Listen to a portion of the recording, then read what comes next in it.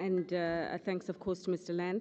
I'd now like to invite Mr. Siddiqui, the Secretary for Economic Relations Division over at the Ministry of Finance of the People's Republic of Bangladesh and alternate governor for Bangladesh, to address us with a warm applause, please.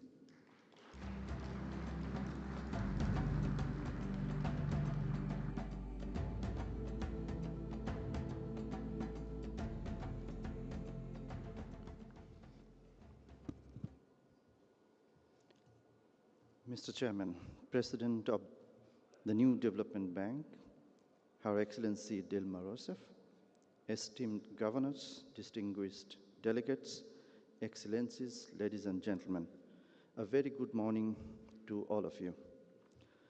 I'd like to begin by expressing my heartfelt appreciation to the government of the Republic of South Africa and the New Development Bank for hosting this significant gathering in the vibrant city of Cape Town, a place rich in culture and history. It is an honor to be part of this esteemed assembly where we come together to forge pathways for a sustainable future. Mr. Chairman, I extend my deepest gratitude to all of you for embracing Bangladesh as a member of this distinguished family.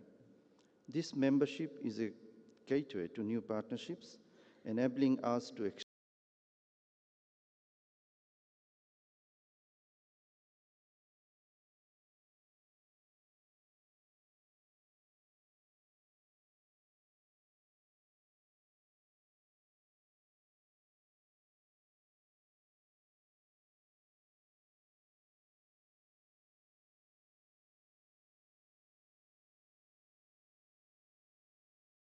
exchange knowledge, experiences, and innovations as we work towards transforming to create a prosperous and inclusive world for all.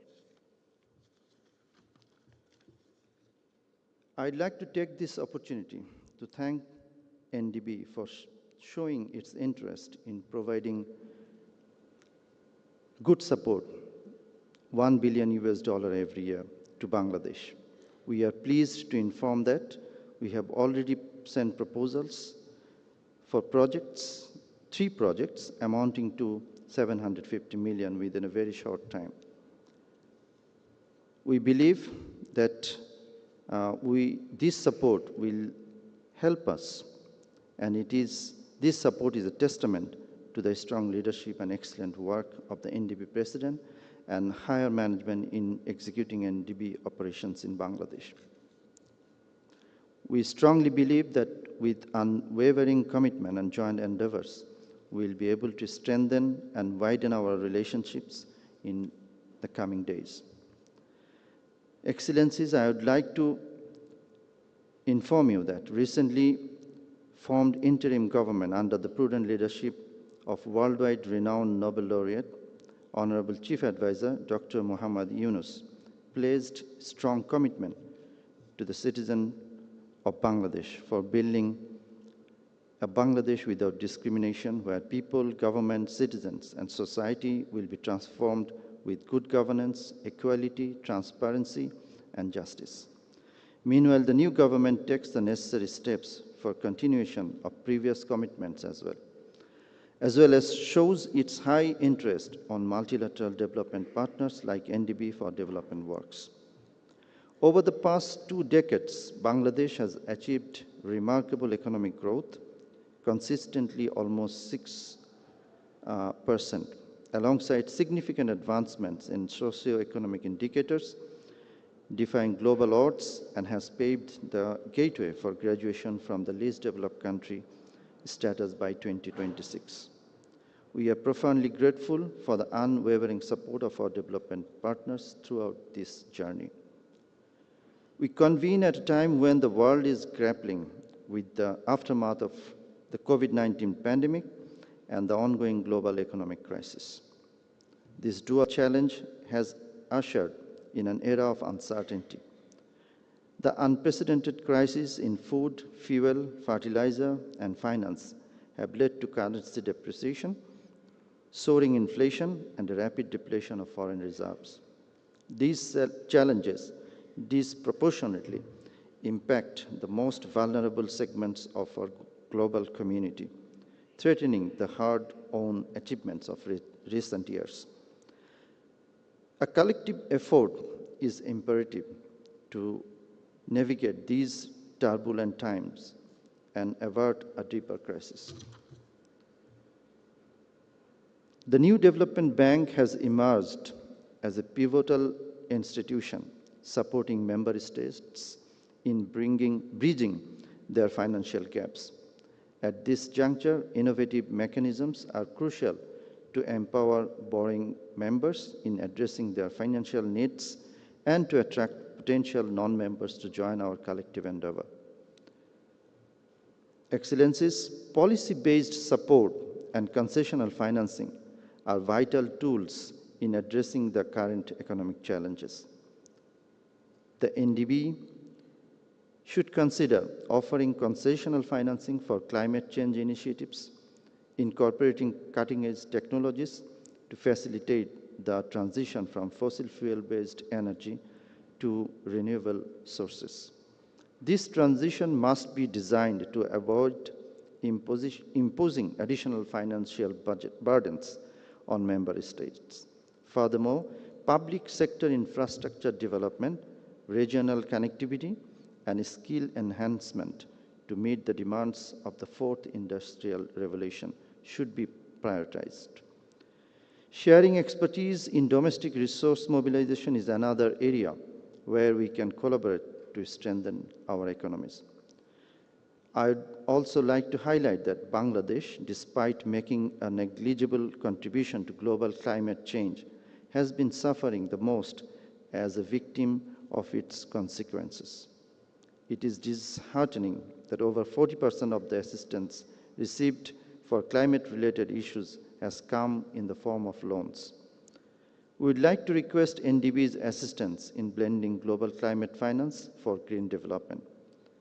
I am glad to inform you that NDB has already offered multi-currency option for the implementation of projects in Bangladesh, which is very remarkable for us.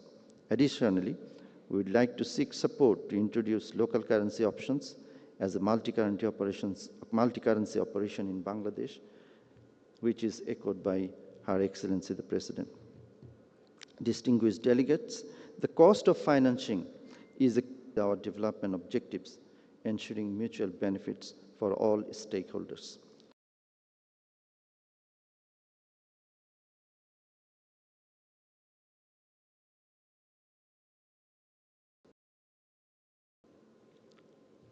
We also would like to request the introduction of budget support projects and climate policy-based projects similar to those of other development partners like World Bank, ADB, and AIIB.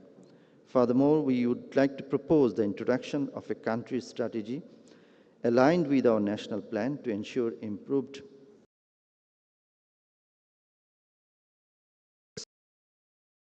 according to our priorities.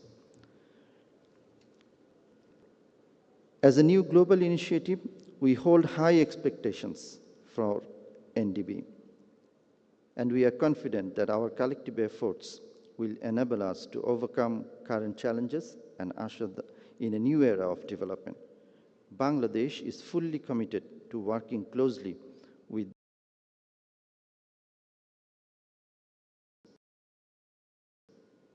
Thank you very much.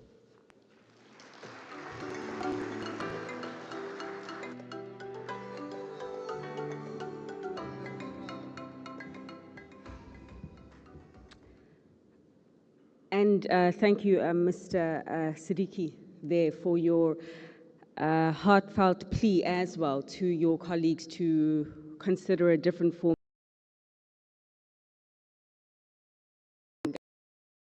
us all. I would also, ladies and gentlemen, like to acknowledge in the room Ms. Michelle Phillips, who is the Group Chief Executive Officer at Transnet Limited here in South Africa.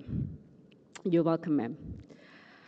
Moving on to our next speaker, I would like to invite Mr. Gulherme Melo, Secretary of Economic Policy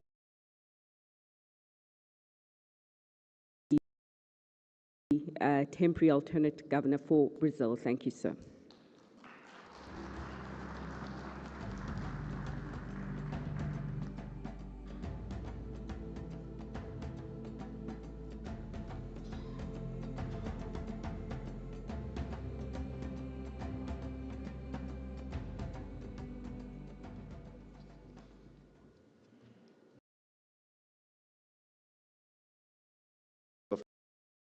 The board. I would like to extend my greetings on the behalf of Minister Fernando Haddad, who unfortunately was unable to be here today. It's a great honor to be here and to participate in this meeting of the Board of Governors of the New Development Bank. I am grateful for the opportunity to stand alongside such distinguished colleagues, united by the common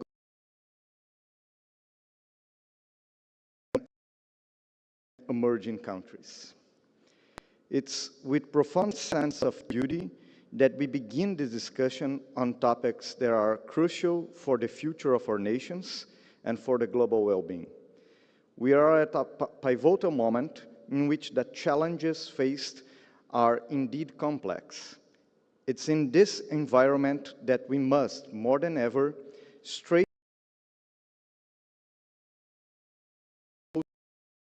social justice at the heart of our joint actions. It's becoming increasingly evident that sustainable global investment is not just an option, but an urgent requirement. We must accelerate our efforts to ensure that economic development is prime, green, and inclusive. This requires coordinated action.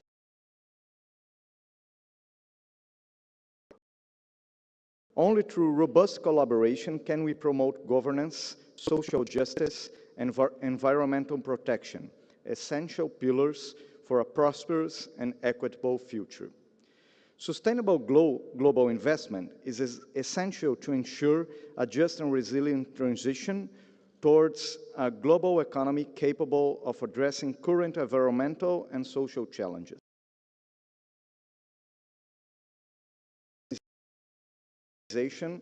And mobilizing resource and investments in renewable energy, biodiversity, and low-carbon economy that prioritize social inclusion and sustainable economic development, Brazil is positioning itself at the forefront of global efforts to mitigate climate challenges and promote a more just and sustainable future.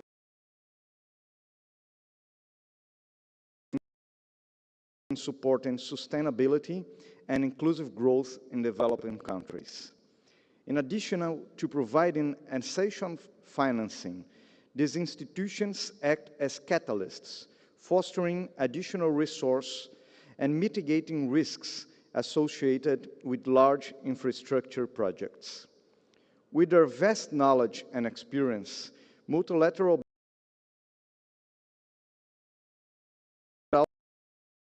also help countries overcome the challenges that emerge on the path to sustainable development. The Brazilian presidency of the G20 has worked vigorously in the formulation of a roadmap of reforms for the multilateral development banks based on three essential pillars. First, to facilitate access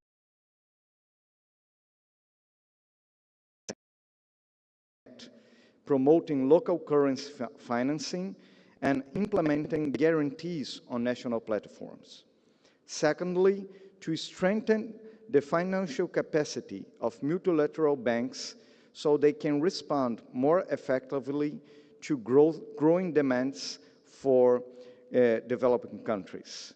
Finally, to improve the assessment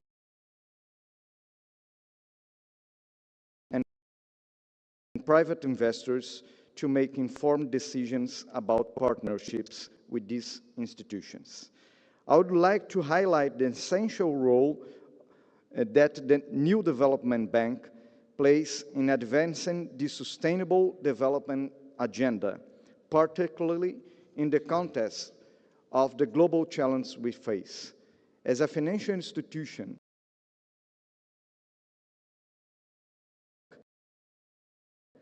It's a fundamental pillar in mobilizing the resource needed to drive sustainable development in emerging markets and developing countries. At a time when the climate crisis and global inequalities demand swift and effective responses, the NDB must position itself as a driving force to catalyze the necessary investments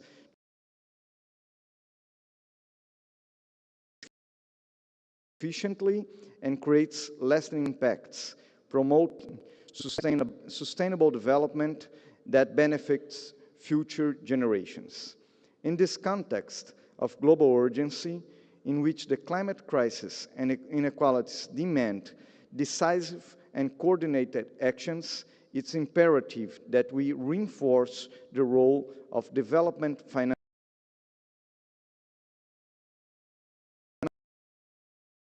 of all, so that together we can turn these challenges into opportunities, ensuring a more just and prosperous future for all of our people. Thank you very much. And much appreciation to you also, Secretary.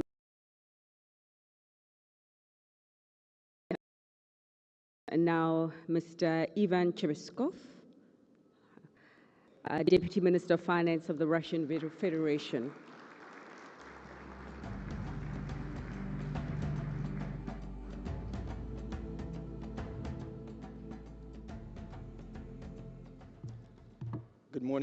Good morning, esteemed colleagues. Good morning, ladies and gentlemen. We appreciate the invitation.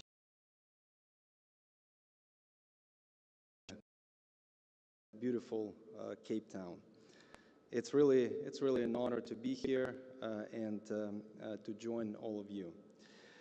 The scale of the modern challenges that we're facing are really amazing, and we're facing a challenge not only to fine-tune but to really transform the existing international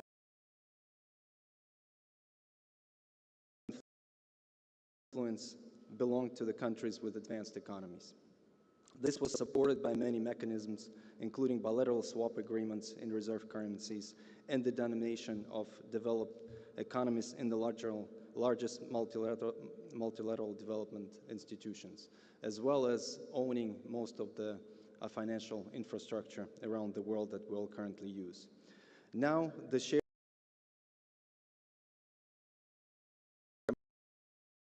countries has reached 37%, and it's already surpassed the G7 countries.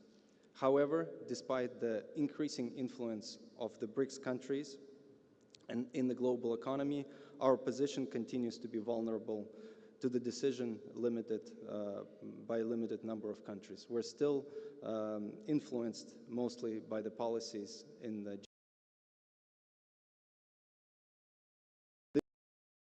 This, in turn, creates global cycles of volatility in production and capital flows and intensifies the need to improve the financial system on an inclusive basis.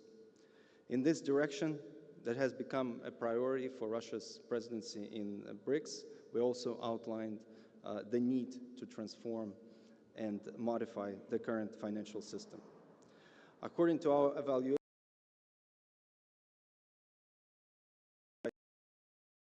support can lead to an additional increase in GDP growth rates in developing countries. Such financing should ensure that all sustainable development goals are achieved in an integrated manner. Nevertheless, that we observe there is an actual skew of financial flows towards climate projects.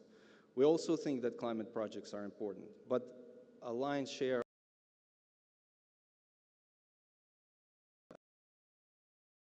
climate is not the only goal. It's one of the 17 Sustainable Development Goals.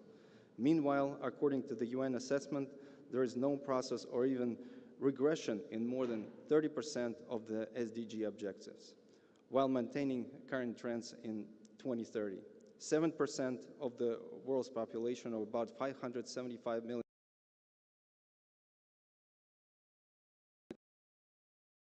the number of people facing hunger and food insecurity has been increasing since 2015, SDG number 2. Billions of people still lack access to safe drinking water, sanitation, and hygiene products, SDG number 6. About 660 million people still have no access to electricity, SDG 7. There is shortage of funding for biodiversity conservation, threats of deforestation.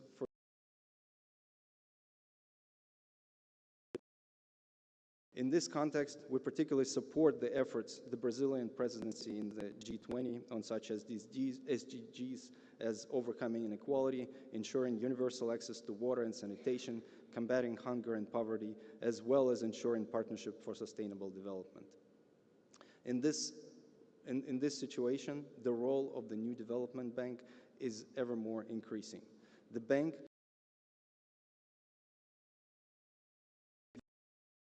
invest in their own development, fully understanding their needs and peculiarities.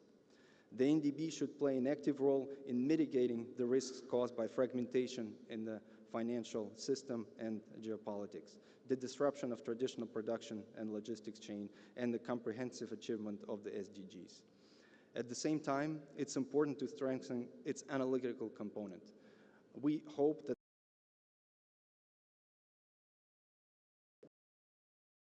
for global economic development, which is able to offer new ideas and alternative view on key issues under prevailing dictates of the Western agenda. In this work, we call on NDB to facilitate the unhindered movement of capital among them by creation of alternative payment and settlement system, including, and most importantly, in national currencies. In order to be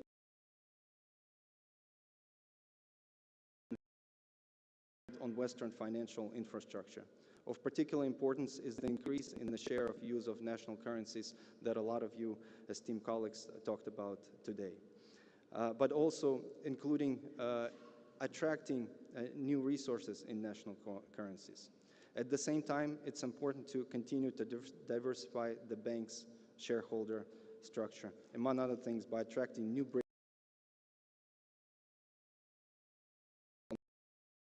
maintaining the apolitical status of the institution. When fulfilling the tasks the NDB is facing, we expect the bank, first of all, to take into account the interest of its shareholders.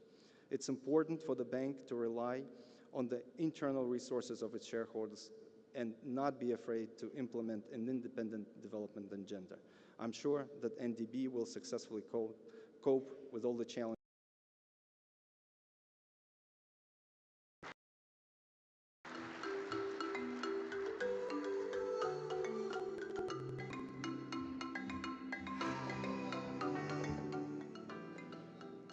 Thank you to you too, Deputy Minister. As we head towards the finality of this morning's proceedings, I would like to welcome at this stage the Additional Secretary, Sinha.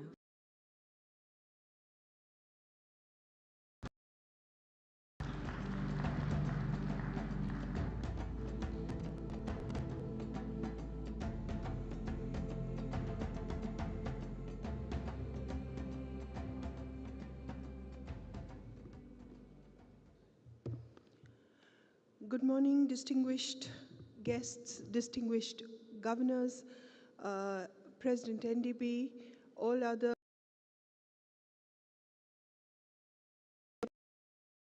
Let me start by thanking the government of South Africa for organizing the very warm hospitality and allowing us to come here to this extremely historic and beautiful city of Cape Town. Let me also congratulate NDB on a successful organization of the 9th annual meeting of the bank.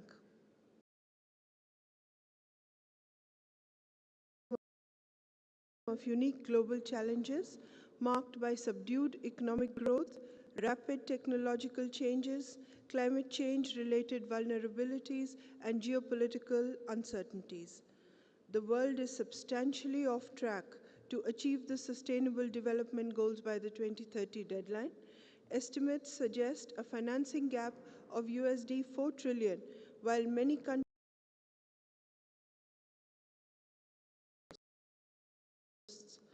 However, I believe we are not here to dwell on this state of affairs, We are here to identify and exploit the unique opportunities that are present amidst all these risks and challenges, and to promote investments for a resilient, sustainable, and inclusive future. I'm proud to share with you all that the Indian economy has shown to remain one of the fastest growing countries globally in the next few years. Strong capital infusion, focus on macroeconomic stability, and directed efforts for promoting digitalization has been vital in securing this feat amidst numerous domestic and external vulnerabilities. The 2024 World Development Report has noted that investment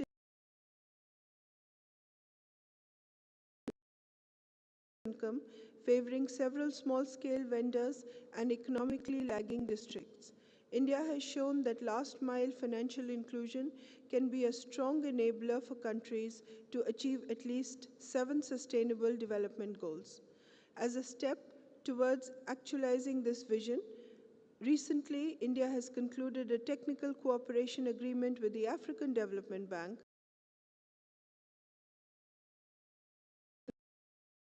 financial inclusion initiatives in Africa.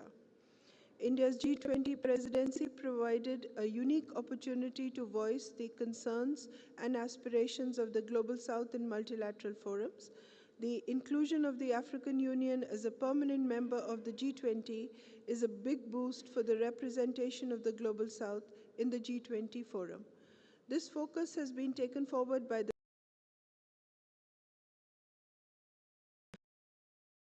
to take it further during their G20 presidency in 2025. Going forward, the role of MDBs, including NDB, remains central to achieving all such global agendas, including the SDGs. However, to effectively deliver on this mandate, MDBs need to be radically reformed and strengthened in line with the recommendations of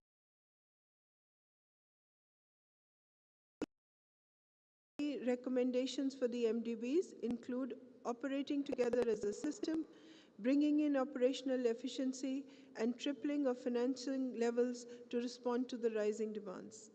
In particular, NDB is looked upon to scale its investments in emerging sectors such as clean energy, disaster-resilient infrastructure, and social infrastructure with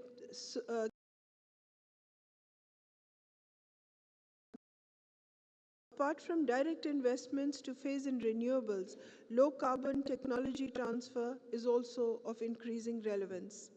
To effectively deliver on all these expectations, NDB needs to significantly scale up funding capacity, mobilize additional private capital, and widen the horizon of its non-lending services.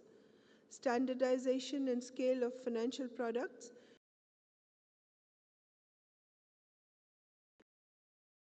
greater use of guarantees and insurance is key to attracting and mobilizing greater private capital. In addition, addressing technology risk, development risk, and pricing risk are critical for incentivizing the institutional investors to promote adoption of renewable energy.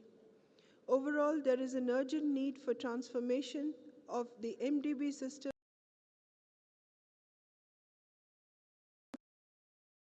architecture with the principles of sustainable development.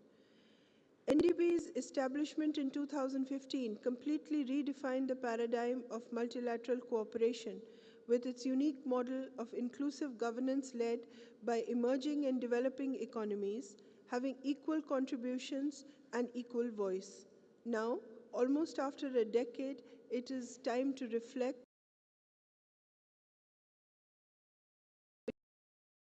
vision is to take the lead in driving the sustainable development agenda for the world. Finally, the key to all these interventions lies in strategic partnerships and effective collaborations. So let us all rise to the challenge with collective wisdom, experience, skills, and technology. In conclusion, I would assure you of India's continued cooperation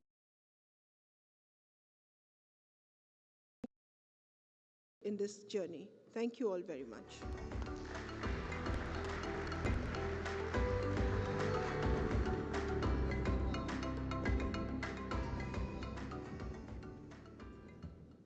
Thanks so much to you as well, ma'am. Ms. Manisha Sinha, the Additional Secretary for the Department of Economic Affairs, Ministry of Finance of the Republic of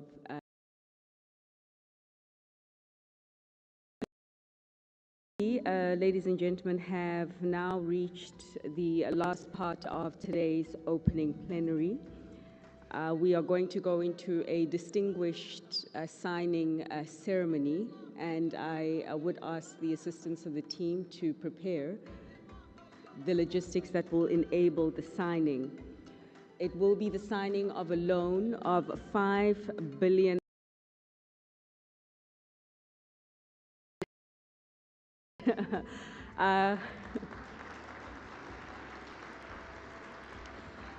It will be a loan guaranteed by the government of the Republic of South Africa, and it will be a loan that will be going to Transnet, one of the state-owned companies here in South Africa.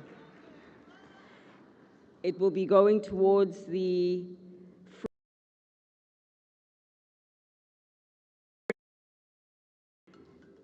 I would kindly ask that you all remain in your seats as we do commence with that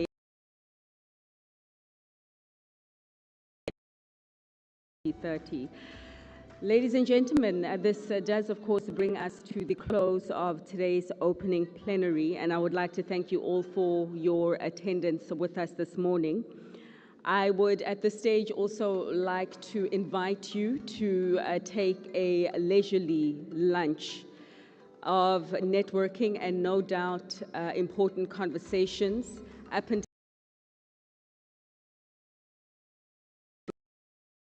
now once again focused.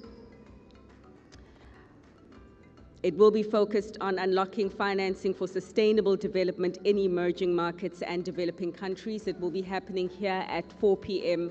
this afternoon. I do look forward to seeing you there as well. I'd also like to remind you regarding lunch, or rather guide you regarding lunch.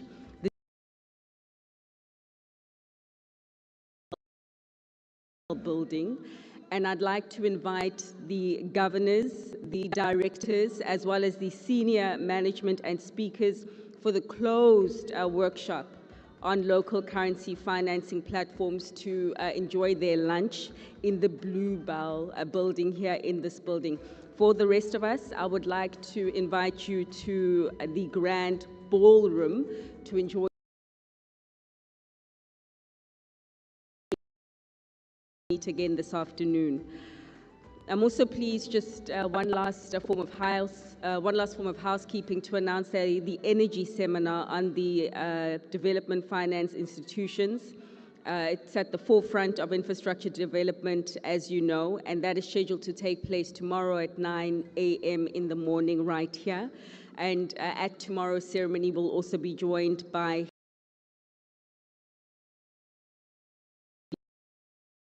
President of the Republic of South Africa. He will be making an appearance at the high-level seminar on energy.